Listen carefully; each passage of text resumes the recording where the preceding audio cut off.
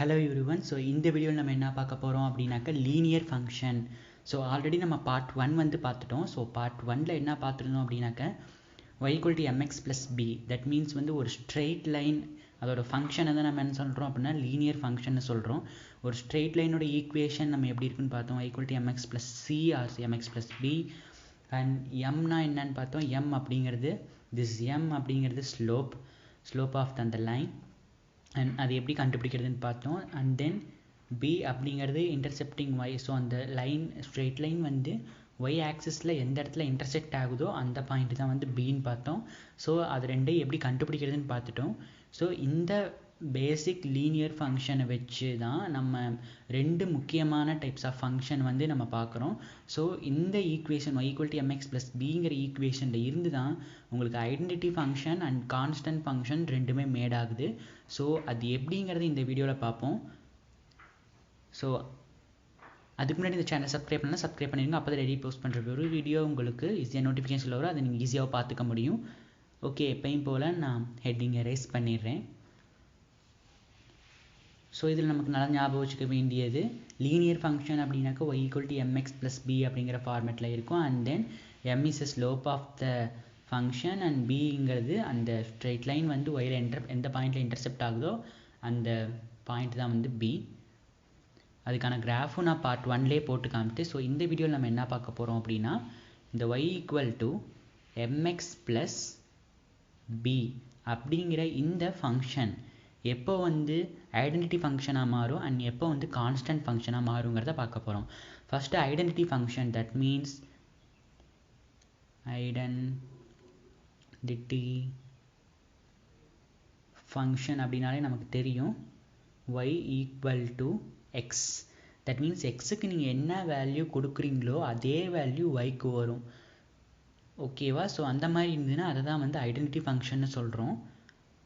Identity ஃபங்க்ஷன்னா y equal to x. So இதில் பார்த்தீங்கன்னாக்கா y equal to x is the higher degree of the given ஃபங்க்ஷனில் வந்து higher degree எக்ஸுக்கு வந்து 1 இருக்குது. ஸோ 1 இருக்கனால இது வந்து லீனியர் ஃபங்க்ஷன் அண்ட் ஆல்சோ இது வந்து ஐடென்டிட்டி ஃபங்க்ஷன். ஏன்னா வந்து எக்ஸுக்கு நீங்கள் எந்த வேல்யூ கொடுத்தீங்கனாலும் yக்கு அதே வேல்யூ வரப்போகுது, அதனால் ஐடென்டிட்டி ஃபங்க்ஷன். ஸோ இது ரெண்டுக்கும் என்ன ரிலேஷன் அப்படிங்கிறது தான் இப்போ நம்ம பார்க்க போகிறோம். ஸோ இங்கே பார்த்தீங்கன்னாக்கா y equal to x அப்படிங்கிறது இந்த ஈக்குவேஷன் ஃபார்மேட்டில் நீங்கள் எழுதுனீங்கன்னா உங்களுக்கு எப்படி வரும் அப்படின்னாக்க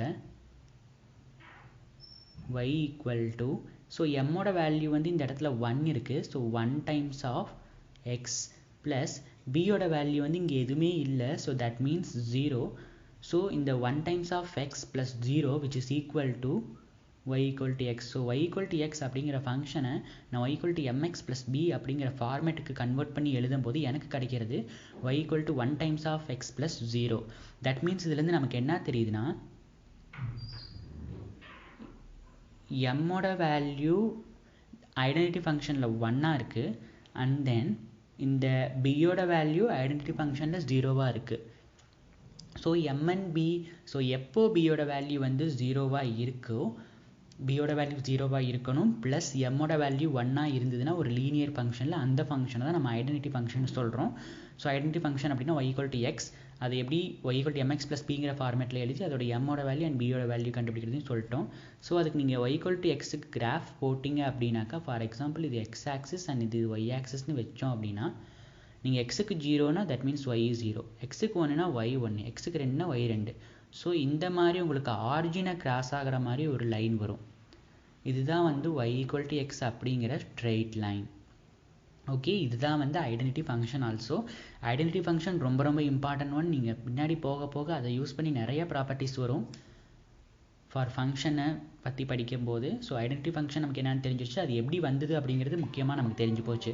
ஸோ நெக்ஸ்ட்டு நம்ம என்ன பார்க்க போகிறோம்னா சேம் இதே டெஃபினிஷன் வச்சு கான்ஸ்டன்ட் ஃபங்க்ஷன் அப்படின்னு என்னென்னு பார்க்க போகிறோம். ஸோ ஐடென்டிட்டி ஃபங்க்ஷன் நோட் பண்ணிக்கோங்க, y equal to x அதோட நோட்டேஷன், அதோட கிராஃப் வந்து இது. So y equal to mx plus b அப்படிங்கிற அந்த ஈக்குவேஷன்லேருந்து எப்படி y equal to x வந்தது அப்படிங்கிறத நம்ம பார்த்துட்டோம், அதுக்கான கிராஃபையும் பார்த்துட்டோம். ஸோ எப்பயும் போல் இதை நான் மூவ் பண்ணிக்கிறேன். நெக்ஸ்ட்டு பார்க்க போகிறது கான்ஸ்டன்ட் ஃபங்க்ஷன். ஸோ இதுவுமே அந்த லீனியர் ஃபங்க்ஷனோட one of the basic and important type தான். இது ஏகப்பட்ட இடத்துல நம்ம யூஸ் பண்ணுவோம். ஸோ இது எப்படி வந்ததுன்னா சேம் அதே மாதிரியே. ஸோ கான்ஸ்டன்ட் ஃபங்க்ஷனை ஒன்றும் கிடையாது, நீங்கள் எக்ஸுக்கு எந்த வேல்யூ கொடுத்தாலும் ஒய்யோட வேல்யூ சேஞ்சே ஆகாது. அந்த மாதிரி இருக்கக்கூடிய ஃபங்க்ஷன் தான் கான்ஸ்டன்ட் ஃபங்க்ஷன். தட் மீன்ஸ் அது எப்படி இருக்குன்னா சிம்பிளாக சொல்லணும்னா y equal to 1 or y equal to some real number, y equal to ஒரு வேல்யூ இருக்கும் வித்தவுட் எக்ஸுங்கிற வேரியபிள் அந்த ஈக்குவேஷனில் இருக்காது. ஸோ இந்த மாதிரி இருந்ததுன்னா அதை தான் நம்ம என்ன சொல்கிறோம் அப்படின்னாக்கா கான்ஸ்டன்ட் ஃபங்க்ஷன் சொல்கிறோம். ஃபார் எக்ஸாம்பிள் நான் y ஈக்குவல் டு 1 எழுதியிருக்கேன். இதுக்கான கிராஃப் போட்டிங்க அப்படின்னாக்கா இது x axis and this is y axis. எக்ஸுக்கு நீங்கள் என்ன வேல்யூ நீங்கள் இந்த ஃபங்க்ஷனில் கொடுத்தீங்கனாலும் உங்களுக்கு வரப்போகிற அவுட்புட் 1 தட் மீன்ஸ் 1. ஸோ உங்களுக்கு இப்படி இருக்கும் y ஈக்குவல் டு 1 அப்படிங்கிற ஃபங்க்ஷன். இந்த மாதிரி ஒரு ஹரிசாண்டல் ஸ்ட்ரெயிட் லைனாக இருக்கும் ஆரிஜின் இல்லாமல். இதுதான் வந்து constant function. So y equal to 1 மட்டும்தான் கான்ஸ்டன்ட் ஃபங்க்ஷன்னா அப்படி கிடையாது. நீங்கள் எந்த ஒரு ரியல் நம்பர் கொடுக்கலாம். y ஈக்குவல் டு 2 கொடுக்கலாம், y equal to -1, y equal to 0 இருக்கலாம், எப்படி வேணால் இருக்கலாம். ஆனால் எக்ஸுங்கிற வேரியபிள் அதில் இல்லாமல் இருக்கணும். ஓகே, இப்போ எக்ஸுங்கிற வேரியபிளே இல்லை, அப்போ வந்து இது எப்படி லீனியர் ஃபங்க்ஷன் ஆச்சு அப்படிங்கிற ஒரு டவுட் வரும்.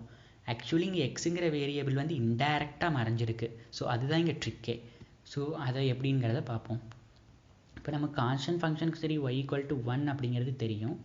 நமக்கு equation of this is also நமக்கு y ஈக்குவல் டு 1 அப்படிங்கிறது ஒரு ஸ்ட்ரெயிட் லைன். ஸோ ஸ்ட்ரெயிட் லைனாக இருந்தால் கன்ஃபார்ம் எக்ஸ் இருக்கணும் இல்லை. ஆனால் இங்கே எக்ஸே இல்லையா, அப்போ எக்ஸ் இல்லைன்னா அது லீனியர் ஃபங்க்ஷன் இல்லையா. ஏன்னா எக்ஸோட பவர் வந்து 1 இருந்தால் தானே நம்ம அந்த லீனியர் ஃபங்க்ஷன் சொல்லுவோம். இந்த மாதிரி ஏகப்பட்ட கொலாபரேஷனான கொஸ்டின்ஸ் வந்து ரைஸ் ஆகும். அது குட். ஸோ அதுக்கான ரீசன்ஸ் பார்ப்போம். y equal to mx plus c equation of a straight line. இது ஒரு ஃபார்ம் அப்படின்னு வச்சுக்கோங்க. ஸோ நீங்கள் ஸ்ட்ரெயிட் லைனுக்கு ஈக்குவேஷன் கண்டுபிடிக்கிறதுக்கு வேறு மாதிரி போடலாம். ஸோ இது அதோட standard form y equal to mx plus b. Okay, இதில் y ஈக்குவல் டு 1 அப்படிங்கிறது நம்ம கான்ஸ்டன்ட் ஃபங்க்ஷன் தெரியும். ஸோ இந்த இடத்துல பார்த்தீங்கன்னா இந்த y ஈக்குவல் டு 1 அப்படிங்கிறது எப்படி ரீரிட்டர்ன் பண்ணுறேன் அப்படின்னா எக்ஸோட வேல்யூ வந்து எனக்கு இங்கே கிடையாது. ஸோ எக்ஸோட வேல்யூ வந்து இது இருக்கணும், பிகாஸ் இது வந்து லீனியர் ஃபங்க்ஷன் நமக்கு தெரியும். பிகாஸ் எனக்கு ஸ்ட்ரெயிட் லைன் ஃபார்ம் ஆகிருக்கு. ஸ்ட்ரெயிட் லைன் ஃபார்ம் ஆனாலே அது லீனியர் ஃபங்க்ஷன் தெரியும். உங்களுக்கு கர்வ் கிடையாதுங்கிறனால அது லீனியர் ஃபங்க்ஷன். ஸோ அப்போது எக்ஸுங்கிற வேரியபிள் இருந்திருக்கு, பட் ஆனால் வந்து எனக்கு அது கான்ஸ்டன்ட் ஃபங்க்ஷனாக இருக்கனால இல்லை. ஸோ அப்போ என்னவா இருந்திருக்கும் அப்படின்னா எம்மோட வேல்யூ இன்கேஸ் எனக்கு 0வாக இருந்திருந்ததுன்னா எனக்கு எக்ஸோட வேல்யூ வந்திருக்காது. ஸோ அப்படி எக்ஸோட வேல்யூ வராமல் இருந்திருக்கும் போது வேணால் நமக்கு பியோட வேல்யூ வந்து நாட் ஈக்குவல் டு 0வாக சப்போஸ் பியோட வேல்யூ எக்ஸிஸ்ட் ஆகிருந்ததுன்னா அப்போ வேணால் y equal to 0, y equal to 1, y equal to 2 அப்படிங்கிற உங்களுக்கு வேல்யூஸ் வரும். ஸோ அதனால வேணால் இப்படி வந்திருக்கலாம் அப்படின்னு நம்ம ஒரு அசம்ஷன் எடுத்துக்கிட்டோம்னா தட் இஸ் கரெக்ட். ஸோ எம்மோட வேல்யூ வந்து 0 டைம்ஸ் ஆஃப் எக்ஸ் ப்ளஸ் இங்கே நம்ம y ஈக்குவல் டு 1 எடுத்துருக்கனால நான் பியோட வேல்யூ 1 அப்படின்னு போட்டுக்கிறேன். So that means 0 times of x is நமக்கு ஆல்ரெடி நோன். 0வோட எதை மல்டிப்ளை பண்ணாலும் உங்களுக்கு 0 தான் வரப்போகுது. So which is equal to 1. So identity function நம்ம எப்படி வந்தது அப்படிங்கிறத பார்த்துட்டோம். அண்ட் தென் கான்ஸ்டன்ட் ஃபங்க்ஷன் எப்படி வந்ததுங்கிறத பார்த்துட்டோம். ஸோ ஒரு ஐடென்டிட்டி ஃபங்க்ஷனாக இருந்ததுன்னா எம்மோட வேல்யூ 1ஆக இருக்கும் அண்ட் பியோட வேல்யூ கன்ஃபார்ம் 0வாக இருக்கும். அண்ட் தென் அதுலேயே ரெண்டாவது டைப் பார்த்தீங்கன்னாக்கா கான்ஸ்டன்ட் ஃபங்க்ஷனை பொறுத்தளவு எம்மோட வேல்யூ மஸ்ட் பி 0வாக இருக்கணும் அண்ட் பியோட வேல்யூ எனிதிங் அது 0வாகவும் இருக்கலாம். தட் மீன்ஸ் இல்லை எந்த ஒரு வேல்யூவாகவும் இருக்கலாம், அது நாட் அ ப்ராப்ளம். ஸோ அந்த மாதிரி வந்ததுன்னா அது கான்ஸ்டன்ட் ஃபங்க்ஷன்னு சொல்கிறோம். ஸோ இது லீனியர் ஃபங்க்ஷனோட உள்ளே இருக்க 2 சப்டிவிஷன் வச்சுப்போம். இது ரெண்டுமே ரொம்ப ரொம்ப இம்பார்ட்டன்ட். ஓகே, இப்போ நான் அது மேலே தள்ளிட்டேன். இப்போ ஃபார் எக்ஸாம்பிள் ஒரு லீனியர் ஃபங்க்ஷன் அப்படின்னாக்க உங்களுக்கு கிராஃப் வந்து ஒரு ஸ்ட்ரெயிட் லைன், அது எப்படி வேணால் இருக்கலாம். மஸ்ட் பி a ஸ்ட்ரெயிட் லைனாக இருக்கணும், கர்வாக இருக்கக்கூடாது. ஓகே, ஸோ இந்த மாதிரி ஸ்ட்ரெயிட் லைன் வந்தாலே அதோட ஹையர் பவர்ஸ் ஆஃப் எக்ஸ் வந்து கன்ஃபார்ம் 1 தான் இருக்கும், 1க்கு மேலே இருக்க வாய்ப்பு இல்லை. சப்போஸ் எக்ஸோட வேல்யூ 2 இருந்ததுனாக்கா உங்களுக்கு confirm. So y equal to X ஸ்கொயர்னு எடுத்திங்கனாக்கா அது ஒரு அப்பர் பேரபோலா. எக்ஸ் கியூப்னு எடுத்திங்கனாக்கா உங்களுக்கு எக்ஸ் சிம்பிள். ஸோ எக்ஸ் ஸ்கொயர்னா எப்படி வரும் அண்ட் எக்ஸ் கியூப்னா எப்படி வரும். எக்ஸ் பவர் 4னா அப்படியே கொஞ்சம் ஃப்ளாட் ஆகும், எக்ஸ் பவர் 5னா இது கொஞ்சம் ஸ்ட்ரெச் ஆகும். ஸோ இந்த மாதிரி போயிட்டுருக்கும். So y equal to 1 that means எக்ஸோட பவர் வந்து 1 இருக்கும்போது உங்களுக்கு இந்த மாதிரி லீனியர் லைன்ஸ் கிடைக்கும். இது வந்து லீனியர் ஃபங்க்ஷன். அதில் identity function y equal to X இப்படி இருக்கும் அதோட கிராஃப். நான் உங்களுக்கு ரீகால் பண்ணுறேன் திரும்ப. சப்போஸ் அது வந்து கான்ஸ்டன்ட் ஃபங்க்ஷனாக இருந்ததுன்னா அதோட லைன் வந்து இப்படி இருக்கும். இது வந்து கான்ஸ்டன்ட் ஃபங்க்ஷன். ஸோ இது வந்து அந்த லீனியர் ஃபங்க்ஷனோட ஒன் ஆஃப் த 2 சப்டிவிஷன்ஸ்னு வச்சுப்போம். That means constant function and identity function. So அவ்வளோதான். இதுக்கு மேலே இதில் டீப்பாக நம்ம போக போகிறதில்ல. நம்ம நெக்ஸ்ட்டு வந்து up to power functions and root functions. So அந்த கேட்டகரிக்குள்ளே போயிடலாம். ஸோ இந்த வீடியோ வந்து இவ்வளோ தான். நெக்ஸ்ட் வீடியோவில் நம்ம வந்து அதை பார்ப்போம். ஸோ நீங்கள் இது பார்க்குறதுக்கு முன்னாடி பார்ட் 1 பார்த்தீங்கன்னா ரொம்ப பெட்டராக இருக்கும். அப்போ தான் உங்களுக்கு இது ஈஸியாக அண்டர்ஸ்டாண்ட் ஆகும். கண்டிப்பாக நீங்கள் பார்ட் 1 பார்த்துட்டு தான் இந்த வீடியோ பார்க்கணும். தேங்க்யூ ஃபார் வாட்சிங். சப்ஸ்கிரைப் பண்ணலைன்னா சப்ஸ்கிரைப் பண்ணி